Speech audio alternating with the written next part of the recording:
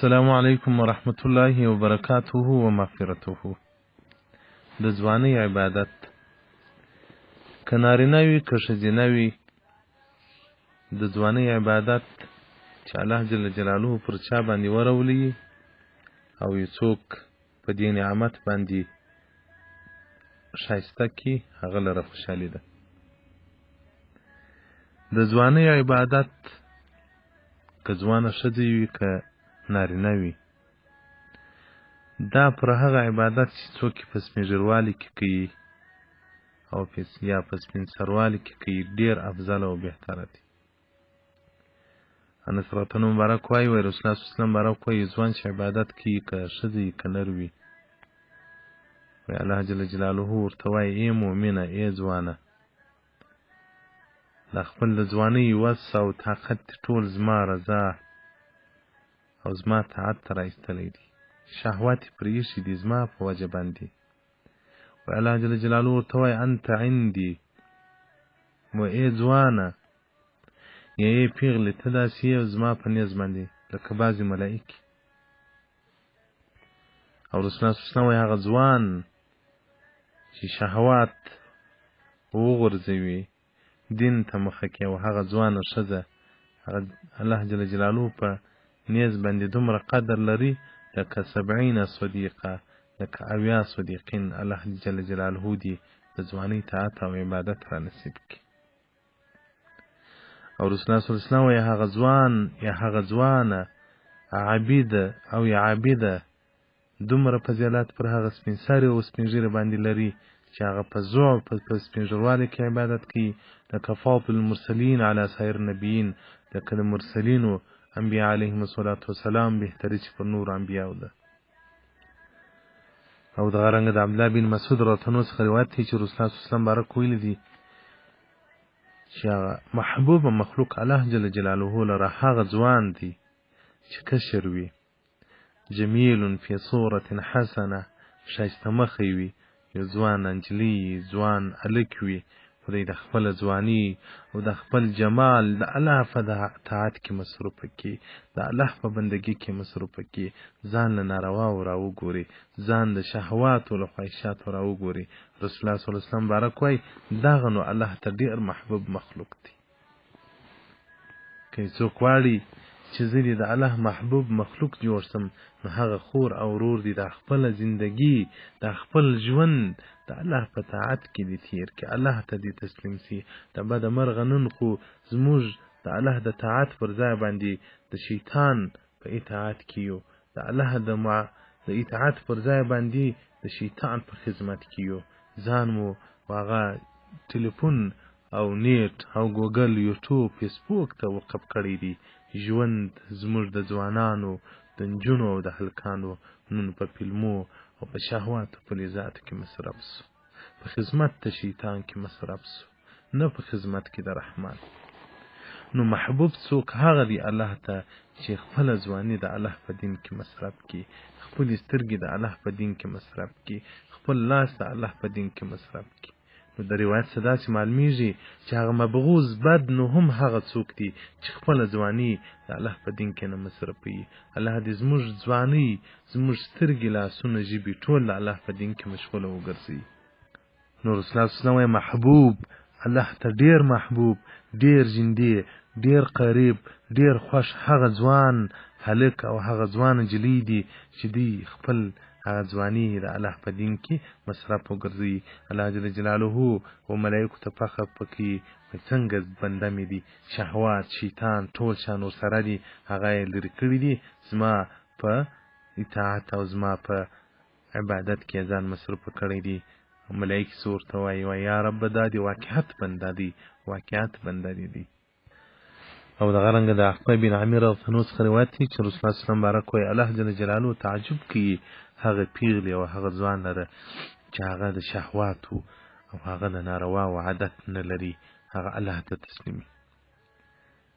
او دغه رنګه د انس رضی الله عنه څخه روایت دی رسول الله صلی الله علیه وسلم بارک وایي خیر شبابکم، خیر د ځوانانو ستاسو هغه دی چې هغه تشبیه مشابهت د سپین ږیرو سره کوي، او شر د سپین ږیرو هغه دی چې مشابهت د ځوانانو سره کوي. دا به د مرغه نن خو زموږ ځوانان د نجونو سره مشابهت کوي، سپین ږیري مو بیا د ځوانانو په شکل باندې ځانونه جوړوي. خیر د ځوانانو هغه دی چې د سپین ږیرو سره مشابهت کوي، خیر د نجونو هغه دی چې د سپین سرو سره مشابهت کوي، شر د سپین ږیرو هغه دی چې د ځوانانو سره مشابهت کوي، شر د سپین سرو هغه سپین سري دی چې هغه د نجونو سره مشابهت کوي. د نجونو پر چم کالي اغوندي، د نجونو پر چم باندې لاسونه پښې سره کوي، د نجونو پر چم باندې به هغه د دوی ناز و نخرې کوي. زموږ د خو سپین سري هم لاړې له عالمه ووتلې، سپین ږیري هم له عالمه ووتل. او دغه رنګ د حسن راتنو څخه روایت دی چې ورځ قیامت په الله جل جلاله و هغه ځوان او هغه ځوان نجلۍ ته ووایي چې ته په دنیا کې زما په خاطر باندې شهوات له لاسه ورکړې وه، زما په خاطر باندې د ځواني په دین کې مصرف کړې وه. الله جل جلاله وایي تاسې نن ورځ ما ته مقام لرئ، تاسو ته به زه نن ورځ هغه د خپلې ځواني اجرونه درکړم. حدیث رقم 228 صفحه 242 الترغیب فی فضل الاعمال د ابن شاهین. نو محترمینو خوندو او ورونو، دغه زموږ ستاسو ځواني به یو وخت تلونکي وي، سپین ږیري او سپین سري به یو. ځوانان به مو سپین ږیري سي، خوندې پیغلانې به سپین سري سي. په هغه وخت کې چې بیا الله ته مخ کړي، الله د غومره نه راضي کېږي. که یو څوک زنا کوي خو چې ځوان وي، شهوات یې پوره وي، یو نجلۍ ځوانه وي، پیغله وي، په دغه وخت کې زنا کېږي. دا چې سپین سرې سوه، د 90 کلو سوه، نو دا خو چې بیا خلکو ته زارۍ کوي، پیسې ورکوي، خلک زنا نه ورسره کوي. زه تا څه کوم؟ دا چې یو څوک سپین ږیری سي، د 80 او 80 کلو سي، بیا خو چې پیسې واخلي، نجونې نسي پیدا کولی چې زنا ورسره وکړي. نو په هغه وخت کې خو نو سپین ږیری هم به د الله خوا ته مخ کوي، سپین سري به هم کوي. کاشکې په هغه وخت کې کړی وای. دا کم ځایو کې چې زه ژوند کوم، دغه سپین ږیري سهار ټول راووځي بازارو ته، سپین سري دوکانو ته راووځي. کله کله زما د سپین ږیرو سره دعوه سي چې وي او نماجي صاحب پر کومه روان یې، بازار ته روان یم، کور ولې نه کښېني، په مسجد کې وای. دا دونه وخت خو یې کور په مسجد کې نه تېرېږي، په بازار کې تېرېږي، په کور کې نه تېرېږي. زموږ ژوند هم په بازار کې سو، عمر مو هم په بازار کې سو، مرګ مو هم په بازار کې سو. رسول الله صلی الله علیه وسلم وایي خیر د ځایو مساجد دي، شر د ځایو هغه بازارونه دي. په شر کې رالوی، په شر کې ژوند، په شر کې به مرو. قبر به م بیا څه ډول وي، آخرت به م بیا څه ډول. ښځې مو هم دغه دي، سهار راوځي، باره بیا مازدیګر کور ته ننوځي. هغه مروت و غیرت هم د ښځو سه ولاړې، هم د نارینهو سه ولاړې. نو د خدای په لحاظ ای خوندو، ای ورونو، دغه موبایلو موږ تاسو د الله څخه بیخي لرې کړلو. دغه موبایلو زموږ ستاسو د دنیا او د آخرت ژوند را خراب کړي. دغه موبایلو او دغه فیسبوک او دغه نیټ او دغه فلمو زموږ څخه الله جل جلاله خوابدی کړي. که څوک فلم ګوري، که څوک عیاشي کوي، 10 منټه 20 منټه به سترګې په شهوت کې وي، د بدن اعضاوې به پر دې باندې خوند اخلي. په دغه لاسو په 20 منټه باندې موږ الله جل جلاله خوابدی کړي له ځان څخه، د الله رسول مو خوابدی کړي له ځان څخه. نن هغه دور دی چې که نر دی، که ښځه ده، که ملا دی، که حمي دی، که ځوان دی، که سپین ږیری دی، شر او فتنې او جیبو ته ورته راغلي. عجب ایمانونه اوس معلومیږي. پخوا خو به هر سړی ویل زه متقي یم، نن د خلکو تقوا معلومیږي. په جیب کې موبایل درکړي، په جیب کې د نیټ ډیټا درکړه، نو که اوس دلته خراب فلمونه کې ګورې، که غزلې کې اورې، او که دلته هغه د یو چا وعظ و بیان و تلاوت قرآن اورې. په یو غټ عظیم امتحان کې الله جل جلاله واچولو چې یو قوي ایمان یې د الله فضل نه وي، د نیټ د زهریله موادو څخه به یو انسان کله نجات پیدا کړي. نو د ځوانۍ عبادت دا جوهر دی.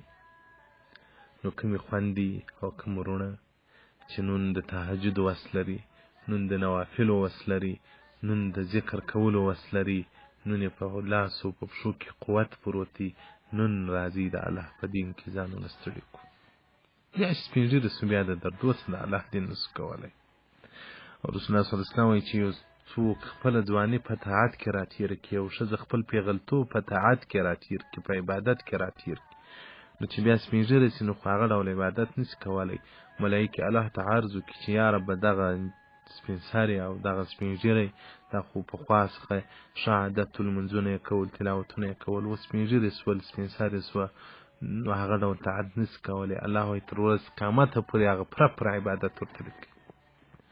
دا چې زموږ ځوانۍ په فلمو کې راتېرې سي، زموږ نجونې ژوند په فلمو کې، په نیټو، په یوټوبو، په دریو، په غزلو، په قسم قسم کالو اغوستلو کې، جوړولو کې مصرف کې، او نو چې بیا سپین سرې او سپین ږیري سي هم طاعت نه وي، نو قبر ته به چی شروع، الله ته به چی شروع.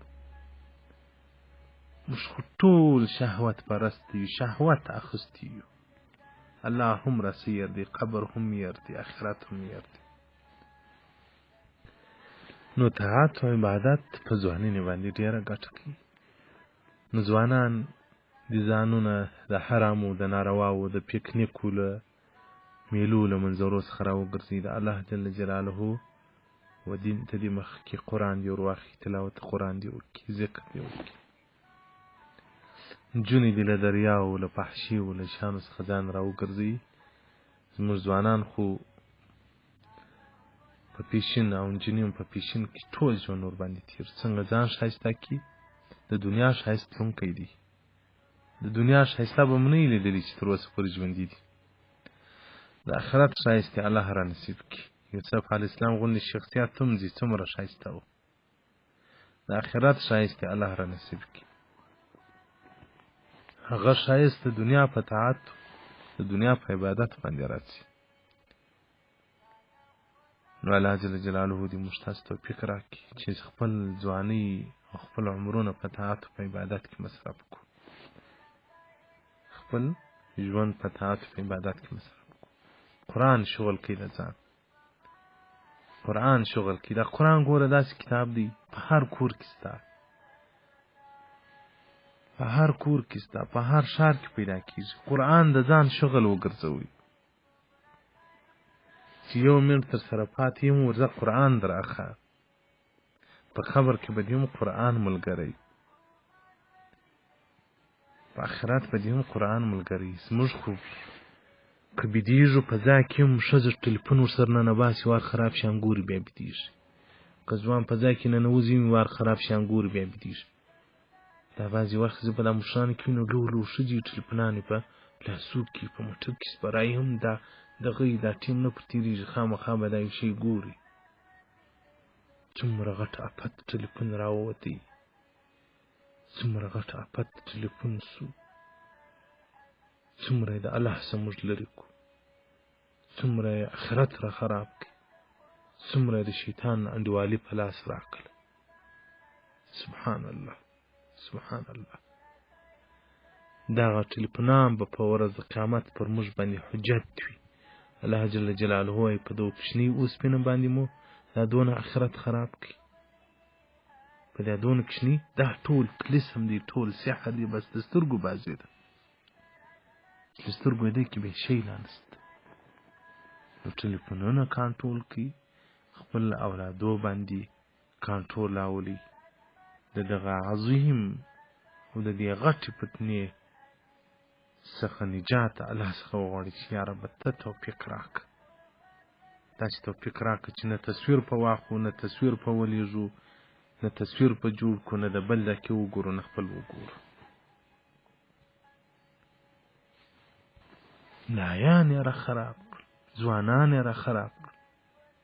دا څه وخت مخکې شناخته علما دي، مزاحیه ګروپ یې جوړ کړی دی، د ګپو ګروپ هنوزي هم داخل کړ. ټلیفون چې مې یو ګانټه دی بعد خلاص کړي، خر دي، بیزوګان دي، قسم قسم کارټونان دي، شیان دي را روان. همڅونه درد راغلی چې ته ولرې دا په ګروپ کې چا راستولي چې اوس هغه چابک و. بس په ګروپانو کې نه را معلومېږي دا اوس کوم چا دا تصویران ګروپ ته راستولي دي. او دا بل واتساپ ته چې وارلم، مزاحیه ګروپ چې وکې مې کوي، ټول ښه ښه لوی لوی علما کې پکښې دي، اډمینان دي، صاحبان، دوی دا ګروپ جوړ کړی دی په راځه ځینې راووتل بیا نو ښه خبرې مې سره کول ته څنګه بې ځایه سوپې لایان یې رالي چګان کو د خره تصویر په ټلیفون کې هستي ښځې یې را خراب کړي اولادونه یې را خراب کړل د جمعې دغه یو کوچني ټلیفون دونه کوچنی شی والویشت دی لوی